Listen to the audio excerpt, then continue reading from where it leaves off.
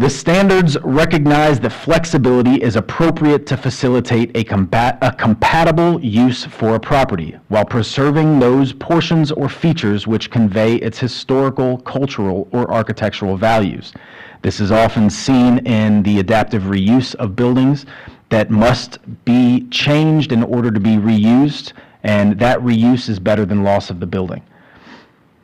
The application for using substitute materials is most often seen on aspects of a building that are subject to decline more than others, such as porches, decorative ornamentation, and windows and doors.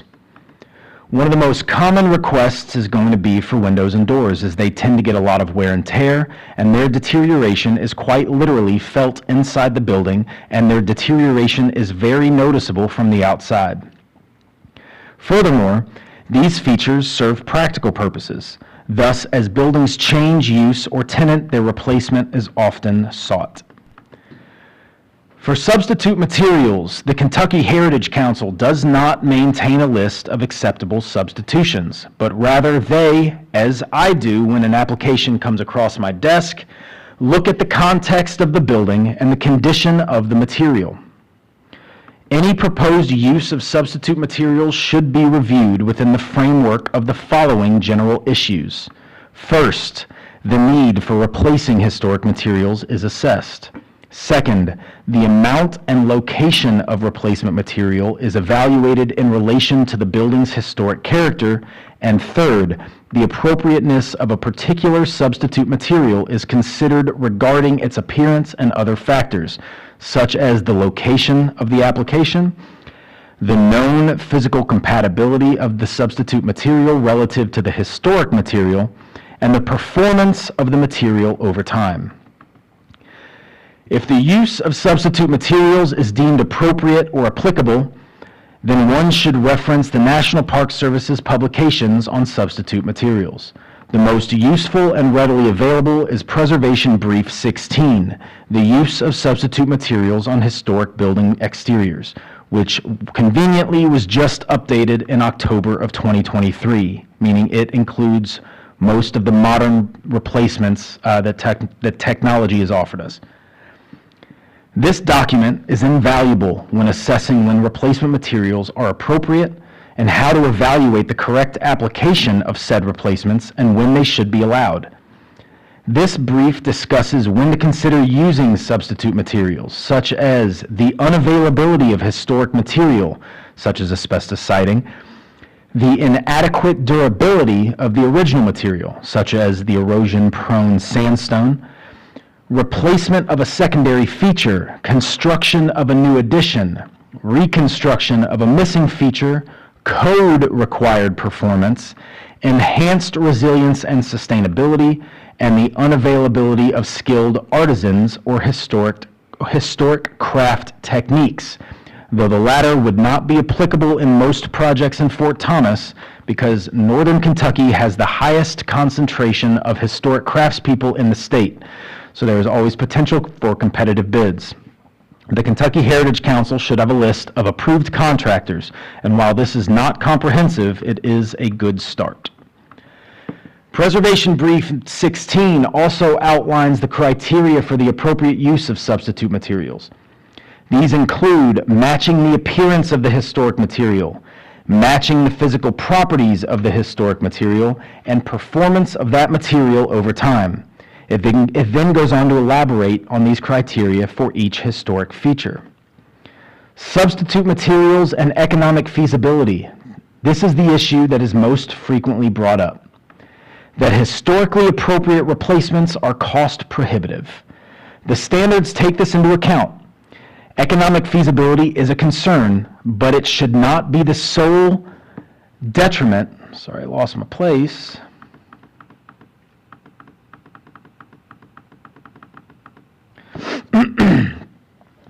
It should not be the sole determinant factor at the expense of maintaining the historic character and integrity of the building. It should also be noted that not all substitute materials are cost-effective replacements, as long-term durability and maintainability are other factors that should be considered. Moreover, while historic materials sometimes require more maintenance, this maintenance cost should never be the sole reason for replacing a historic material that is not deteriorated. There are a lot of great options out there for visually appropriate material replacements, especially ones that are cost-effective and energy efficient. It is important, though, that picking a substitute material for cost-effectiveness is not given preference over a substitute that is appropriate, because ultimately substitute materials, like all replacements, must closely match the design, color, surface texture, reflectivity, finish details, and other visual qualities of the material or feature to be replaced. The above chart lists materials that are sometimes used as substitutes for replacement of historic building features. Even within a given category, all materials may not be equally suitable as a substitute replacement material for the actual historic material or feature. Any substitute material should be selected based on its specific physical and visual characteristics, conditions, and intended application, consistent with the Secretary of Interior standards for rehabilitation. I'm going to leave this up here just for a quick second to grab a drink of water, but I also recommend that each of you download or print a copy of that Preservation Brief 16 to have readily available when assessing potential replacement materials. It is only 24 pages long, and it is a great resource. I do. You said that was Preservation Brief. What? Preservation Brief 16, and you can see I didn't explain. Picture on the right is obviously a picture on Alexander Circle that has been beautifully maintained with also modern alterations to the rear of the property. And on the left is the cover of that new, updated in 2023, Preservation Brief 16. It is available on the National Park Service website. And like I said, it's only 24 pages, a lot of great illustrations, and it provides amazing guidance for deciding when replacement materials should be allowed. I will note that a lot of what people bring up most often are windows and energy efficiency and cost prohibitive replacement of in-kind windows. Preservation Brief 16 specifically does not outline which windows will be allowed for replacement and which will not, because that is dependent on what the original window looks like, what new technologies are out there. But ultimately, what is most important is, as I've reiterated several times, is maintaining the visual appearance, the design of what the historic building looked like and what the historic window looked like that it's replacing. Does it allow for historic storms? So it does, and I actually printed it out if people want to look at the brief themselves. It does, actually, I don't remember if Preservation Brief talks about storm windows. I know that some of the guideline documents that are specific to some of the districts in Fort Thomas, they do. And usually in those cases, it basically says storm windows are always allowed as long as they don't detract from the visual appearance of the windows. So, you know, It also have the same pane configuration. And that is of the utmost importance, but also, you know, removable storm windows, that, you know, they don't want the old school security windows with heavy bars on the front that don't allow you to see the historic windows or something like that. If a storm window is, you know, has pretty narrow lines, doesn't really detract from the windows, those will be allowed. okay.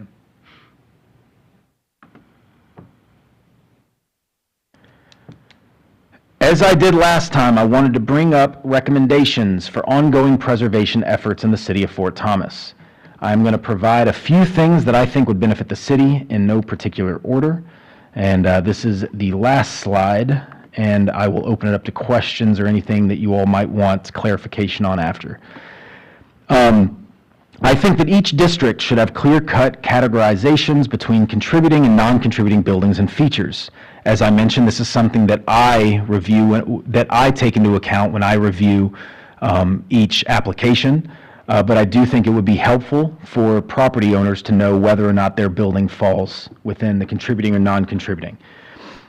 This will aid the board in future determinations on appropriate work done to those resources and if or when severe alterations or demolitions should be allowed. This work has already partially started with my resurvey on the Town Center Business District, and most of the Midway District is in a National Register listed district, so those buildings have already been identified. But that leaves the remainder of Midway and possibly a revisit of that as well to bring it up to 2025. I've been in talks with the city regarding revisiting the design guidelines and reworking them to cater to the wants and needs of Fort Thomas. We envision getting input from the city and its residents to see what they want the guidelines to reflect and catering them to be specific to Fort Thomas. As they stand, they are essentially boilerplate language taken from the Secretary of Interior standards, which are great. But in most cities, they expand on those to fit the desires of the community and highlight the significance of the resources therein.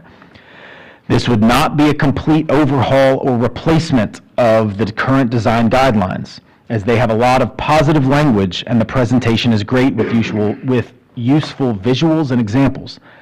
However, this would be a revisit to make the guidelines more accurately portray the resources in Fort Thomas and the desire of the city and its residents and how to best preserve its resources, its character, its identity, and its history. There are no shortage of similar cities in the region whose guidelines we could use as examples, and of course we would want ample public involvement. I also think that more National Register listings could benefit Fort Thomas, not only its business corridors, but also its residential areas. These nominations not only serve to validate and document an area's or building's history, but they open up a lot of opportunities for those property owners to take advantage of. Kevin has also brought up, and this is something that I said I would speak on later, in a discussion we had last week about exterior elements to buildings, namely residences in the historic districts. I think language that addresses these features should be implemented in the design guidelines for all districts, but particularly Tower Park as it is primarily residential.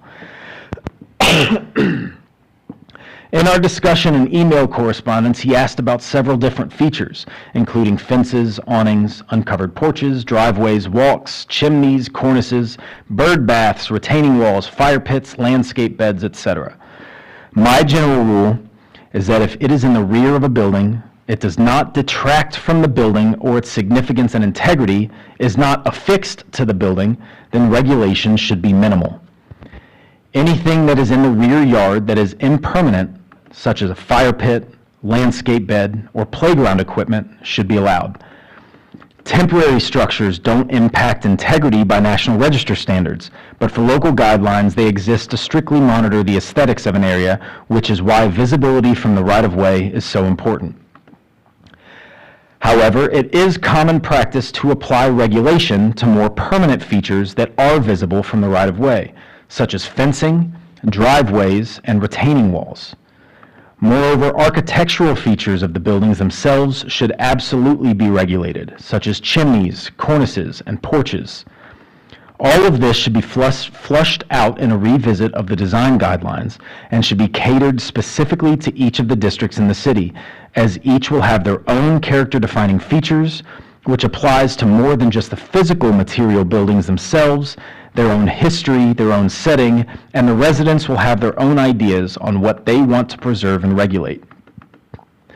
There are endless historic preservation efforts and projects that the city could undertake to benefit Fort Thomas, but as it stands now, what is currently being done is great, and Fort Thomas is showing a concerted and intentional effort to further historic preservation in the city's history, its beauty, its integrity, and its character. So that concludes tonight. I wanted to leave time for you all to ask questions about the guidelines, my process for reviewing applications, anything that you didn't quite understand or you wanted me to revisit. If you have any questions, I am available. One item of note, as Wes said, I don't know at what precise point we're going to get started on the review of the design guidelines, but it'll be relatively soon. I don't want to say next month or the following month precisely, but I think we do want to move sooner than later into that realm. And Wes and I talked a little bit about kind of an initial discussion of possibly bringing some examples of things to give us some direction on how to kind of move forward. Maybe bringing some regional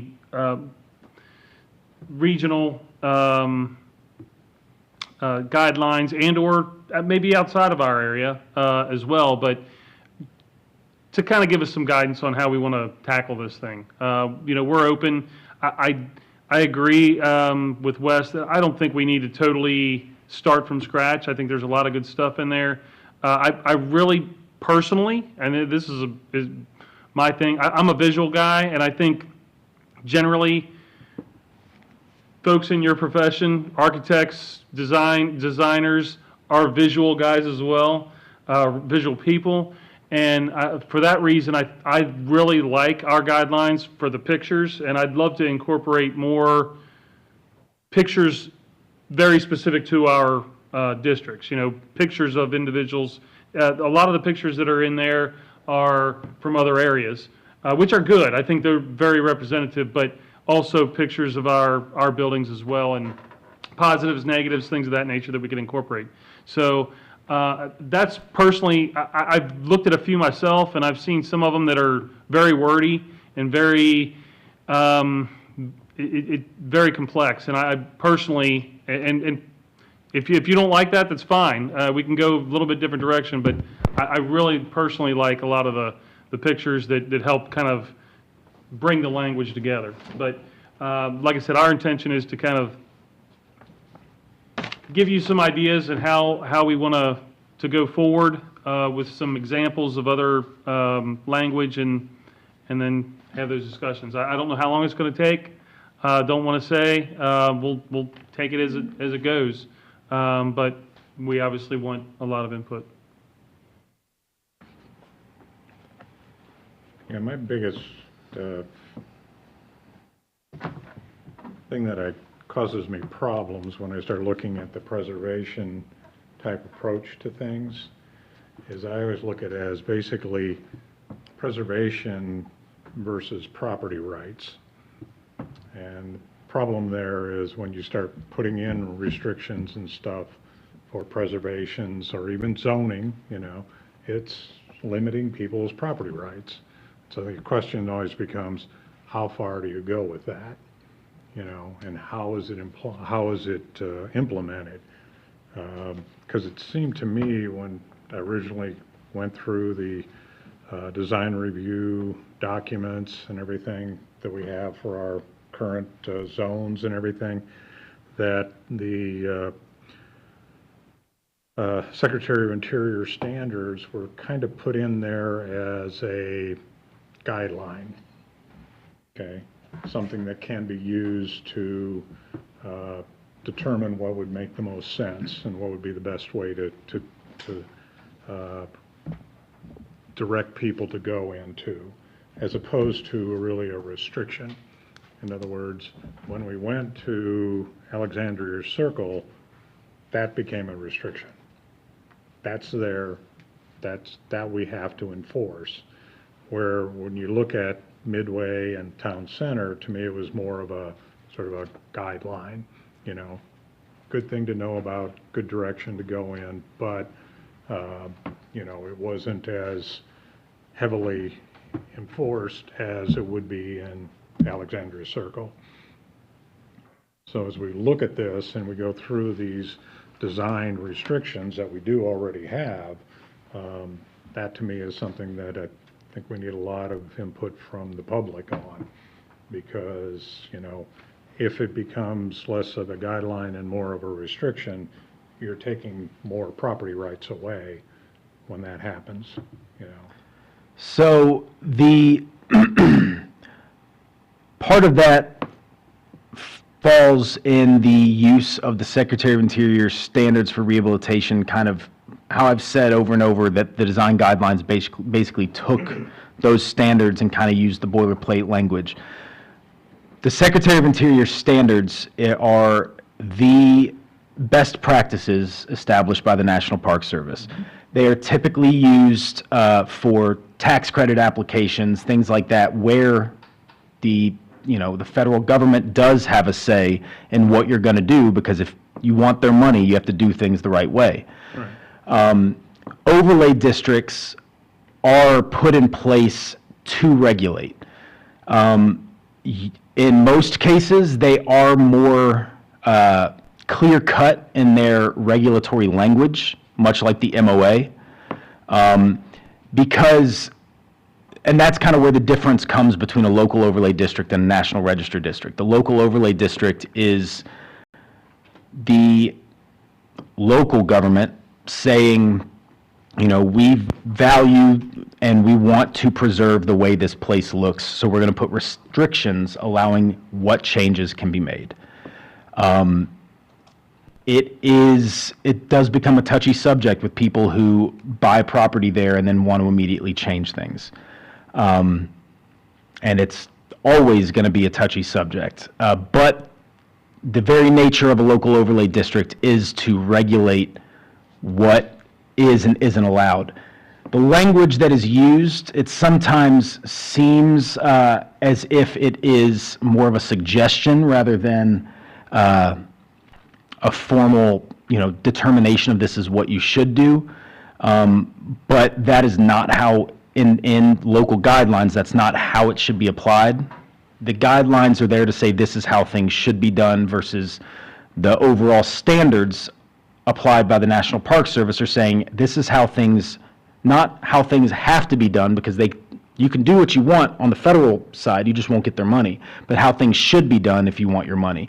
On the local side, the local overlay district guidelines should say this is how things have to be done.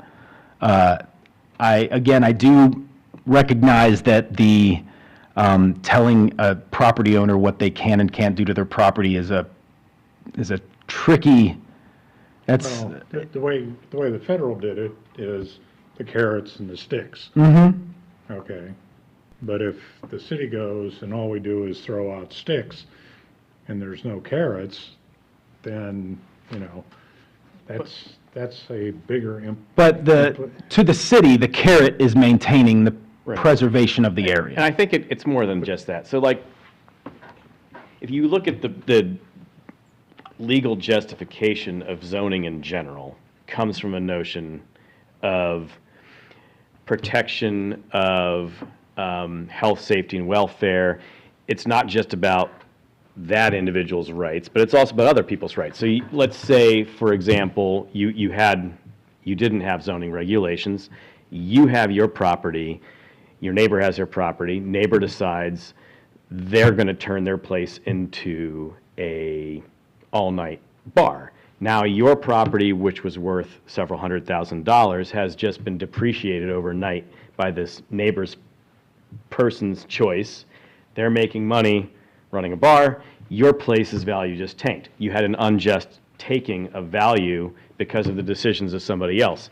So the value of zoning protects you and your property value because of not allowing that kind of thing to happen, right? So it is not just the value of that person's property, but other people's property. In that same vein, the idea or the legal justification for the historic district in a similar way, but say like all boats rise, if we maintain the integrity of a certain area, there's actually increased property values of these people because of the integrity of the district, which could be lost, and then people's property value going down because of that. So, there's like a fine line between being essentially too stringent and also recognizing that a certain bar actually maintains that integrity, which increases each other's value of their property and so on. So that is sort of the legal grounds behind it.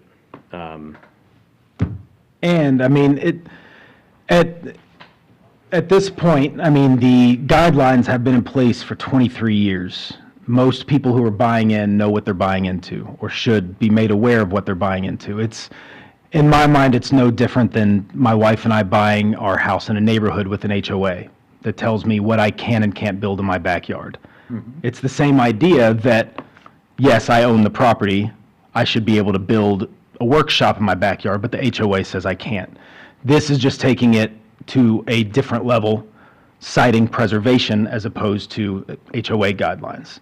At this point, my guess is most people that live in these districts bought in after the guidelines were already in place. If there are people who were around when the MOA or the HOA documents or the design guidelines were in place, then likely they had some input or knowledge on what was happening. So ultimately, kind of touching on what he was saying, ultimately it is about the greater idea of preserving the integrity of what the city has deemed worthy of preservation, which are the districts. Is there different guidelines per district? So right now, there are both Town Center and Midway are beholden to the same design guidelines.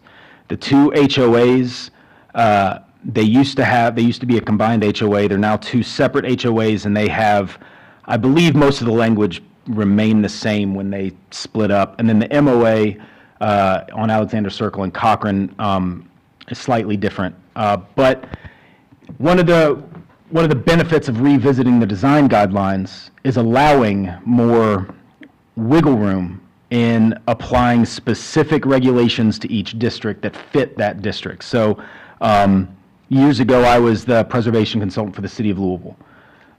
Louisville has several overlay districts that cover industrial areas, business, or business districts, purely residential areas, and residential areas of different eras. So you have high-style architectural areas that they want to preserve that, and you have working-class neighborhoods that also have historic guidelines.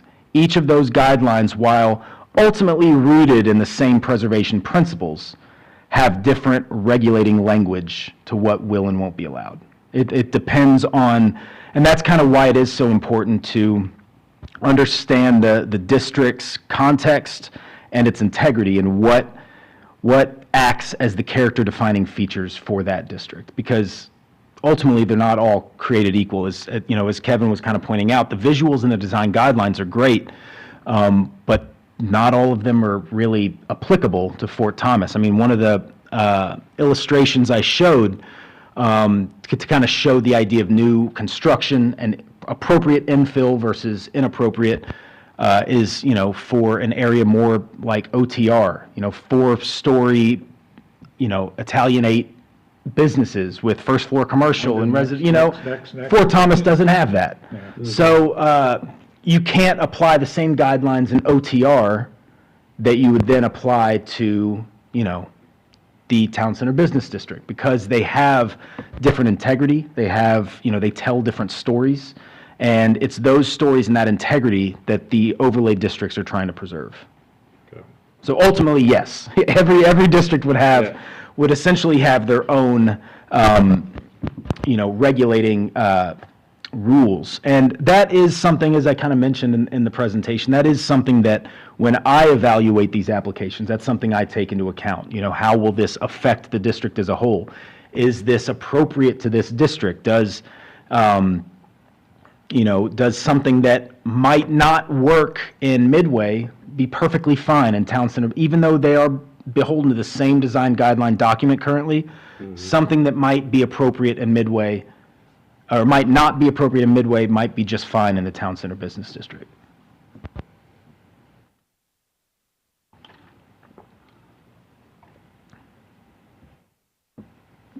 I have a question on the wood. Is the term wood, is that a solid core wood? Is that like, I know there's engineered now wood and things that can be made out of wood and with resin and all that, like, is that falling into the wood category of historic?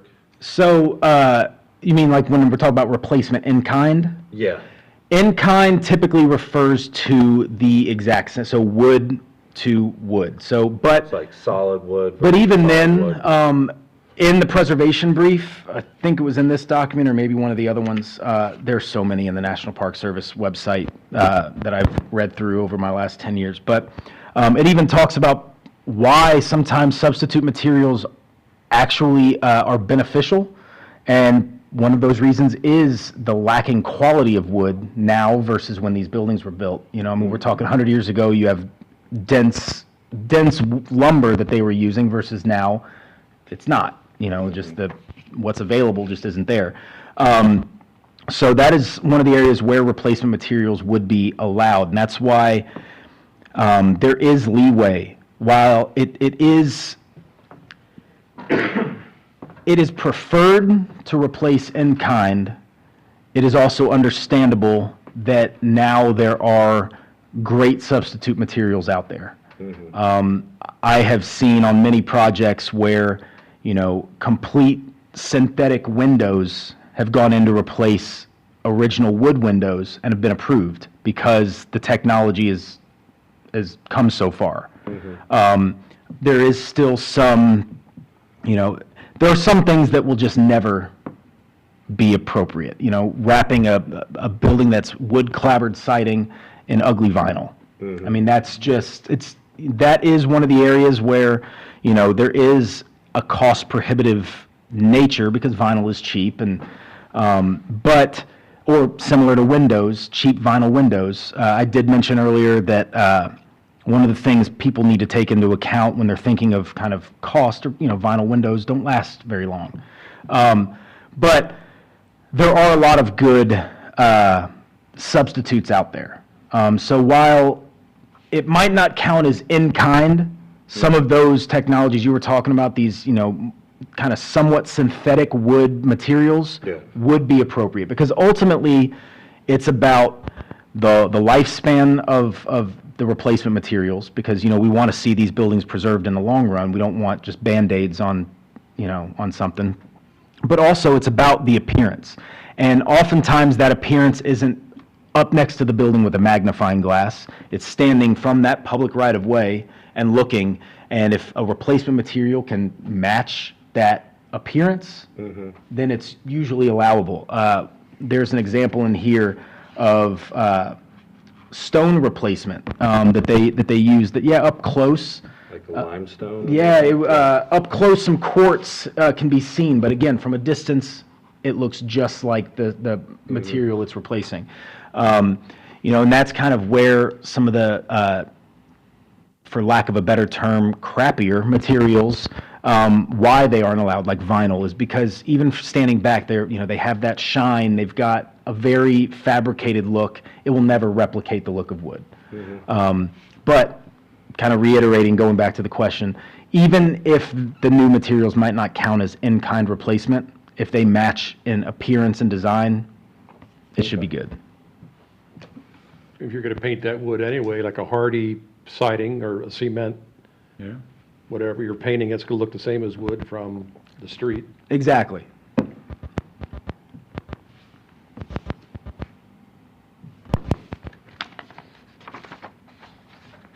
We'll get you a copy of this document, everybody that Wes mentioned. And, Yeah, there it is. like I said, I don't want to say precise timeframes, but we're going to be kind of moving forward with the, you know, review of that document, and we may do some internal work first. I'm not sure exactly how it's going to play out, but we'll certainly be working in that direction. Are there any other topics of discussion? Does anybody have any other questions? Does anybody have a motion? I move that we adjourn. All right. And I will second. All right. All those in favor? Aye. Any against? All right. Meeting adjourned. Thank you all. Thanks, Wes. Thank you all. Thank you, Wes. Thank you, Wes. Appreciate it.